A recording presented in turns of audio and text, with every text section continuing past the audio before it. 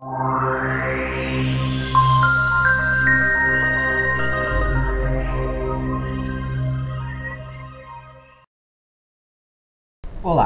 a Elite Parlamentar, um programa da TV Arco destinado a ouvir jovens parlamentares sobre a conjuntura política e o funcionamento da Câmara dos Deputados, recebe hoje o deputado Cândido Vacareza, um deputado que é um parlamentar que foi deputado estadual por 2 vezes, secretário municipal de Cultura, Esporte e Lazer de Mauá e está no seu primeiro mandato como deputado federal.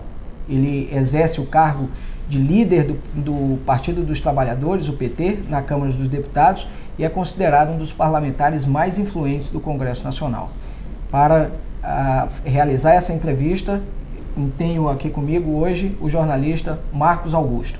Deputado, quando era oposição, o PT criticava a política previdenciária do governo Fernando Henrique Cardoso. E agora o governo do PT não deixa votar projetos que antes ele defendia com relação aos aposentados. Como o senhor lida com essa aparente contradição? Primeiro, não tem contradição. A maior polêmica que teve na Câmara foi um projeto que veio do Paim, que eu acho que é equivocado, e foi apoiado pela oposição, que você lembra quando o presidente Fernando Henrique, num excesso de palavra, chamou os aposentados de vagabundo quando eles fizeram a reforma da Previdência. Qual é o projeto que deu a maior polêmica? É o reajuste dos aposentados seguir o mesmo índice do reajuste do mínimo. Hoje, nós temos 2/3 dos aposentados, estamos falando desses aposentados que têm carteira assinada, não dos aposentados do serviço público. 2/3 dos aposentados ganham um salário mínimo. Durante o governo Lula, 2/3 dos aposentados tiveram um reajuste muito acima da inflação, que acompanhou o mínimo. E 1/3 não teve perdas. Teve até um pequeno aumento acima da inflação, mas também não teve ganhos, não teve perdas. O que é que eles propõem?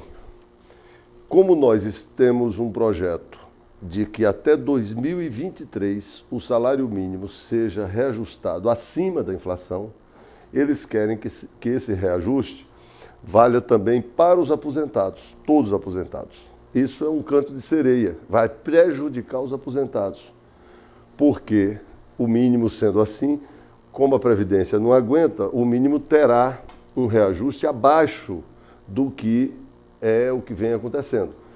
Por exemplo, o salário mínimo vai para 510 agora, R$510. O orçamento prevê 507 ou 505, mas o senhor acha que existe ainda espaço para arredondar para os 510? Há espaço para arredondar para 510, mas você tem um reajuste que equivale à inflação do ano passado, mas o PIB do ano passado.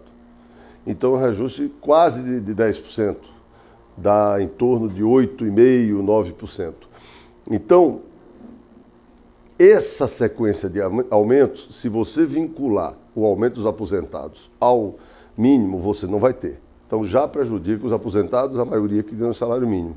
A outra coisa que é errado, você ter ganhos sistemáticos para quem está aposentado no salário. É errado do ponto de vista filosófico, do ponto de vista econômico, porque que a economia não aguenta, nenhum país do mundo faz isso, e você vai acabar prejudicando os trabalhadores da ativa. O governo fala de uma política, e os aposentados queriam, pelo menos, que houvesse uma política também de longo prazo para o reajuste deles.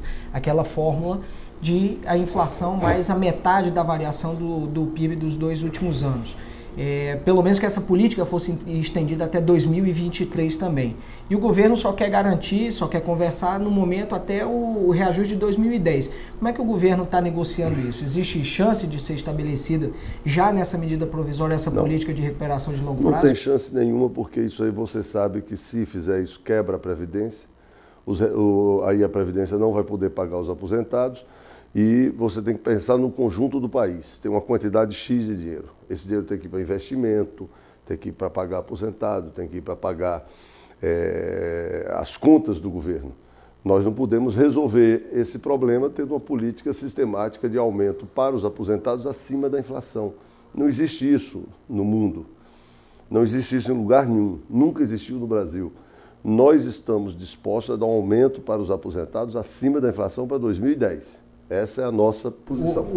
Fala-se que o presidente Lula vetaria a questão do fim do fator previdenciário, um reajuste.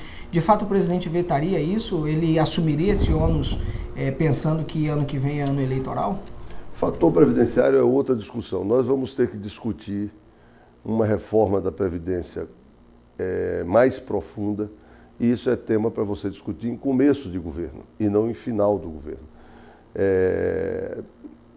Você simplesmente acabar o fator previdenciário sem definir uma idade mínima é um problema, uma idade mínima para a aposentadoria. Então essa é uma discussão que eu acho que vai ficar para o começo do governo Dilma. O PT tem uma...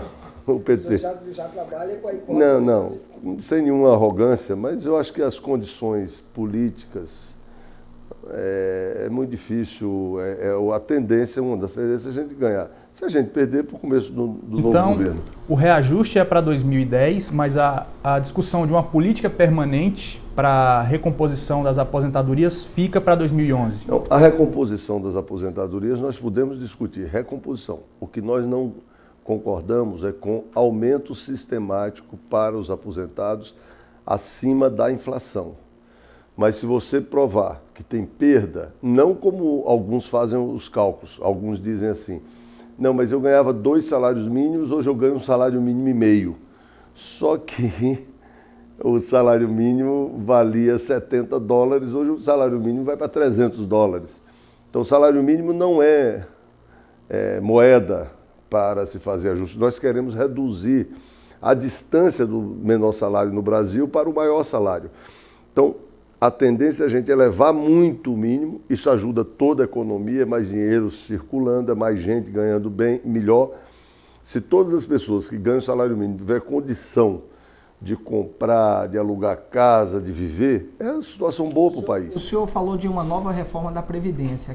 Aquele velho debate sobre a desvinculação dos reajustes da Previdência, do salário mínimo, como é que o PT vê isso? Então, nós temos uma elevação sistemática da qualidade de vida e da expectativa de vida no Brasil. Vai mudar a pirâmide social no Brasil. Nós vamos ter mais gente vivendo mais, que é bom para o nosso país. Essa outra pirâmide requer um outro formato da Previdência, não para aqueles que já estão. Eu sou completamente contra ter perdas de direitos adquiridos. Você não mexe em direito adquirido. O Estado de Direito não permite que você mexa em direito adquirido, apesar de no Brasil já ter sido mexido. A reforma da Previdência do Fernando Henrique foi isso.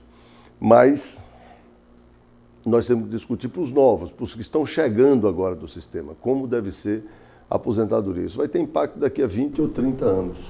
Deputado, saindo um pouco dessa questão dos aposentados e indo para o pré-sal. Ontem a Câmara aprovou a criação da Petrosal e a gente tem visto aí a oposição obstruindo a votação dos demais projetos, especialmente a questão do regime de partilha, é algo que eles têm interferido bastante, não querem deixar votar. O senhor vislumbra aí um acordo para os próximos dias? Porque existem alguns cronogramas aí de votação em 20 dias, em 4 semanas, sendo que já se passou uma. Como é que o senhor vê que vai se dar isso para as próximas semanas? Olha, aí tem um debate ideológico. O setor da oposição, que tem uma visão neoliberal, que o mercado deve regular, que vai entregar tudo para o mercado e que defendem o sistema de concessão, e que defende que as agências reguladoras é que definiriam a política e fariam a política e não os ministérios, que tem uma concepção de retirar o Estado, a presença do Estado da economia, que faliu, foi responsável pela crise do mundo e faliu aqui no Brasil, deram errado. Eles vêm sistematicamente combatendo o sistema de partilha. E muitas empresas, internacionais principalmente, têm vários interesses. Então tem esse debate. Em relação à oposição, de impedir que vote ou que a oposição obstrua, isso é função da oposição, eles fazem sempre isso. É nossa obrigação botar a maioria, votar e aprovar o projeto, como fizemos no projeto da Petrosal. Ok, vamos encerrar esse primeiro bloco, voltamos em seguida.